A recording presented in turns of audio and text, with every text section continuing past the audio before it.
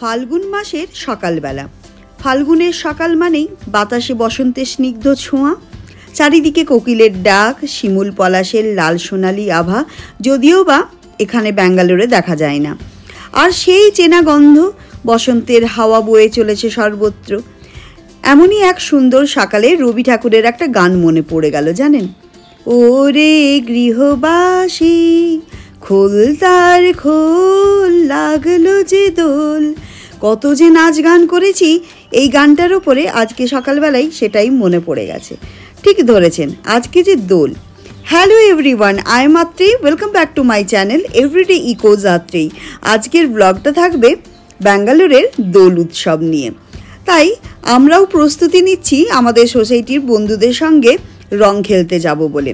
Amazon থেকে দুটো হোলির টি শার্ট কিনেছিলাম। হোলির টি শার্টগুলো একটা জিয়ার পাপার আর একটা জিয়ার জন্য। সেও বেশ খুশি, তার বন্ধুরাও পরবে। আর ড্রেস কোডও যে ছিল হোলির টি শার্ট আর ব্লু জিন্স, তাই এটা কিনতে বাধ্য হলাম। এই দেখুন, আপনাদেরকেও একটু দেখিয়ে দিই, ভীষণ সুন্দর হয়েছে। আর জাস্ট দুদিন আগেই অর্ডার করেছিলাম, দুদিন পরেই ডেলিভারি পেয়ে গেছি। বাহ, হোলির ড্রেসটা বেশ সুন্দর এসেছে না? ভালো লাগছে দেখুন।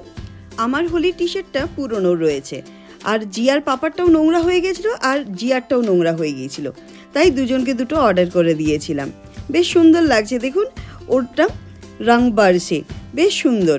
ওকে পরিয়ে নিয়ে এসে আপনাদেরকে দেখাচ্ছি কেমন লাগছে, আপনারা বলবেন। রং বারসে দেখুন, রীতি রেডি হয়ে গেছে।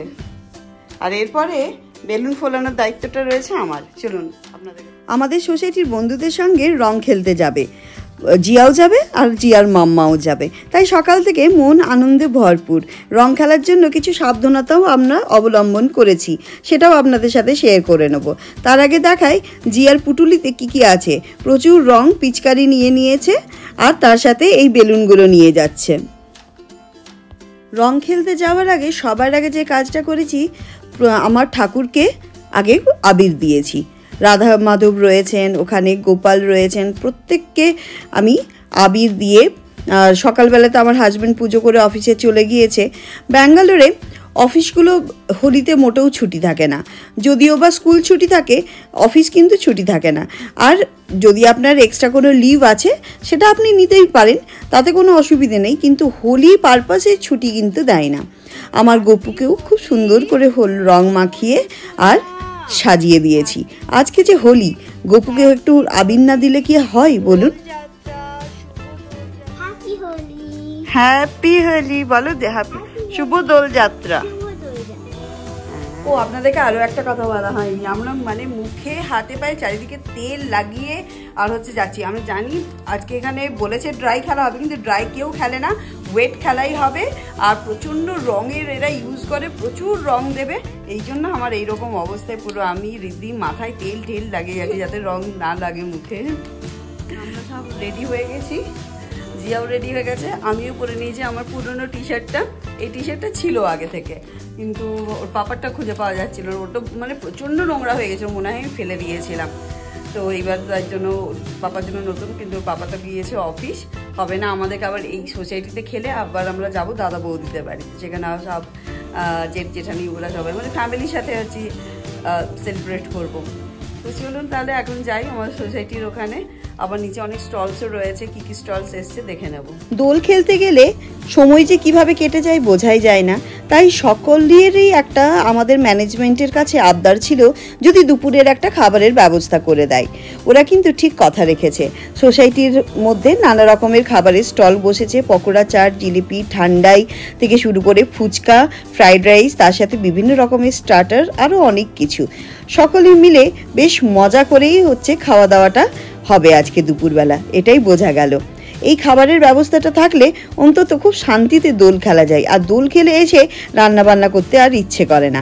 এই ব্যবস্থাটুকুর জন্য সত্যি কমিটিকে অনেক অনেক ধন্যবাদ।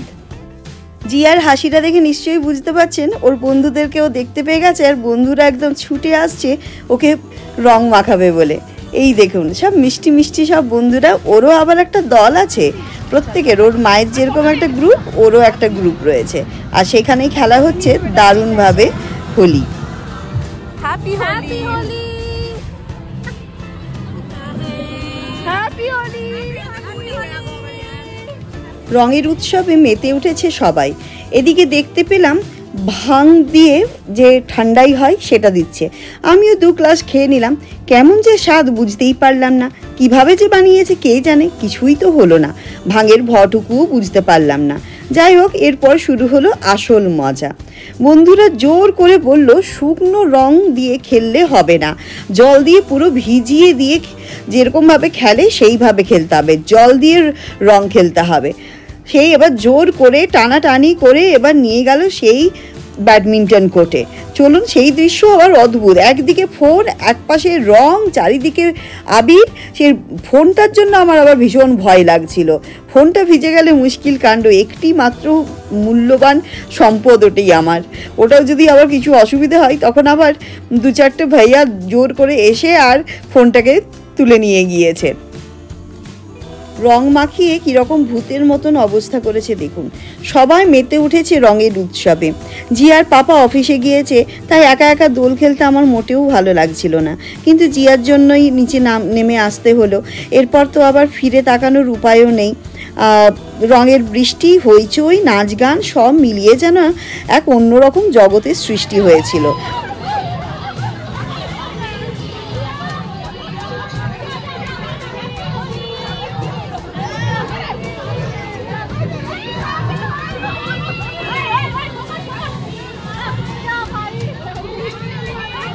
আর পাগলামি দেখলেও মাথা খারাপ, রেন ডান্সও হয়েছে, ভাবা যায়। রং খেলার ফাঁকে ফাঁকে রিল বানানোর ধুমও বেশ পড়ে গেল। ছবি তুলতে তুলতে কখন সময় কেটে গেল বুঝতেই পারলাম না। আমাদের সোসাইটিতে নানা রাজ্যের মানুষ থাকেন, তাই পাঁচমিশালি সংস্কৃতির রং খেলা হয়। সবাই একসঙ্গে মিলেমিশে খেলে, আনন্দ করে। এত সুন্দর পরিবেশে উৎসব পালন করতে সত্যিই অসাধারণ লাগে। এই দেখুন পাগলামি দেখেছেন, বাচ্চাগুলো আর বাদ যায় কিসে, তারাও রং মেখে ওই যে মাটিতে যে জল পড়ে আছে সেই জলের মধ্যে গড়াগড়ি দিয়ে কি বিভৎস লাগছে সবাইকে, একবার দেখুন। ভিজে পুরো একদম চুপসে হয়ে গেছে, আর ওপাশে চলছে রেন ডান্স। আর যে যাকে পারছে বালতি ভরে ভরে হচ্ছে কি যে জল দিয়ে ভিজিয়ে দিচ্ছে। এইভাবেই কাটলো আমাদের সোসাইটির দোল উৎসব। এরপরে আবার দাদা বৌদির বাড়িতেও নেমন্তন্ন রয়েছে, যেতে হবে সেখানেও। রং খেলে বাড়ি ফেরার সময় হাঁড়ি কুড়ি ডেকচি গামলা বালতি রং সব নিয়ে নাচতে নাচতে মোটামুটি এরপরে 2 বন্ধু মিলে বাড়ি ফিরলাম। স্নান টান করে একদম রেডি। আমার হাজব্যান্ডও অফিস থেকে চলে এসেছে, দাদা বৌদির বাড়িতে যেতে হবে, আর পৌঁছেও গেছি। দেখুন ওরা অপেক্ষা করছে আমাদের জন্য। প্রতি বছরের মতন এবছরও এখানে দোল খেলা হয় আর সঙ্গে জমিয়ে খাওয়া দাওয়া। গিয়ে দেখি সবাই আমাদের জন্য অপেক্ষা করছে কখন রঙের জলে চুবোবে বলে। স্নান করে পরিষ্কার হয়ে গিয়েছি বলে কোনো লাভ হলো না, উল্টে আরও বেশি রং মাখিয়ে দিল।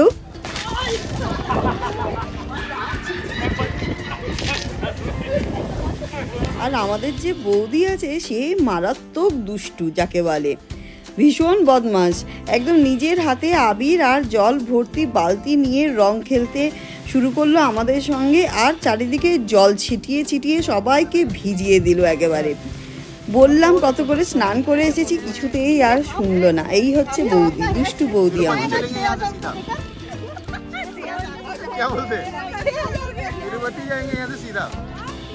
नहाने की जरूरत क्या है?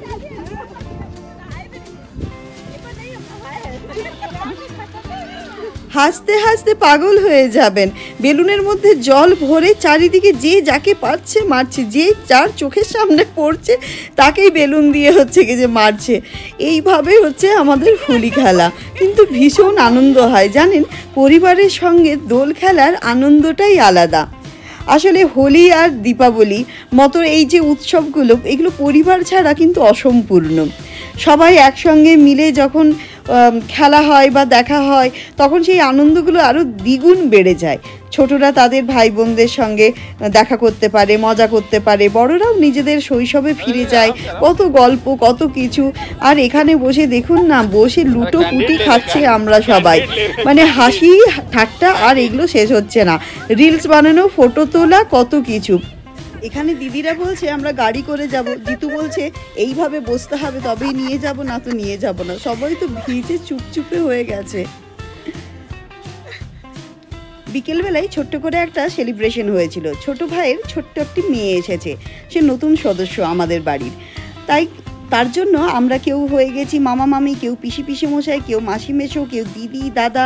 তাই বাড়ির প্রত্যেকে ছোট্ট ক্ষুদে সদস্যরা মিলে একটা কেক কাটিং করা হয়েছিল তার এই পৃথিবীতে আসা নিয়ে।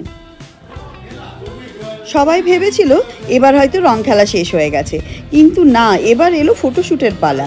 একবার রং মেখে এসে স্নান করার পর আবার ছবি তোলার জন্য নতুন করে রং লাগানো হলো। কি অবস্থা দেখুন। রং খেলা শেষ হতে না হতেই এলো খাওয়া দাওয়ার পর্ব। গরম গরম ভাত আর খাসির মাংস, স্বাদে গন্ধে একেবারে ছিল অসাধারণ। বরুণ ভাইয়া দারুণ বানায় খাসির মাংস, খুব ভালো লাগলো। আর এমন জমকালো দিনে এই রকম খাবার না হলে কি আর চমক থাকে বলুন।